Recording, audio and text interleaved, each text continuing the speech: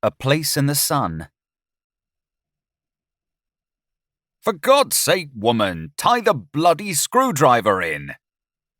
As Anne Crawford looked up, shielding her eyes from the sun, she could only make out her husband's backside around the edges of the bosun's chair and the peak of his skipper's cap. "Into what?" she shouted. The line! He bellowed back. "The line?" In front of you, there! Christ alive! The line hung in the shadow her husband and his chair cast on the deck.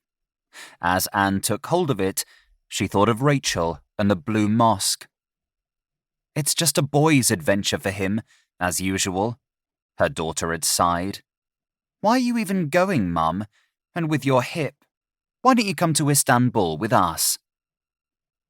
Jerry often spent weekends sailing near home, but he liked at least one adventure a year on the high seas.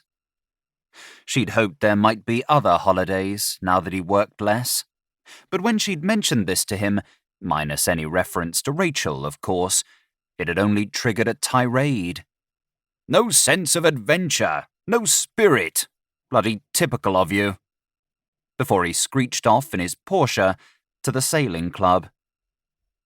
As she watched him pull the screwdriver back up the mast, Anne leaned against the port side of the Bonus. How many times had she heard him at the club? Ha! Why the bonus? Because it was paid for by one. A bloody big one. She rubbed her hip, made an effort to stand up straight, and looked out over the endless miles of the Atlantic. Jerry had swum in the sea on their first date 52 years ago. He'd only passed his driving test the day before, and she remembered the journey down to Brighton, with him telling her stories and playing the fool, asking what she thought about all manner of things that were never discussed on trips with her parents. As soon as they parked, he was off, running down the beach, scrambling into his trunks behind a towel. He leaped into the sea, calling her as she looked for somewhere to change. Come on, nanny girl. What's the matter with you? She couldn't tell him she'd never been in the sea before, that her parents weren't the sort to go to the seaside. Swimming had only ever meant paint-box blue chlorinated water at the local pool. By the time she was standing up to her waist in the water, shivering, he had reached the bright orange buoy. He turned round and waved at her, smiling wildly.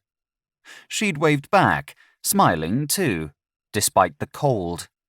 She pushed out a little towards him, straining her neck to keep her face out of the water, before turning back into the safety of the shallows.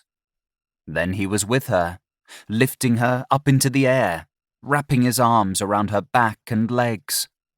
She felt the strength in his arms, and she didn't feel cold anymore. She felt light and alive.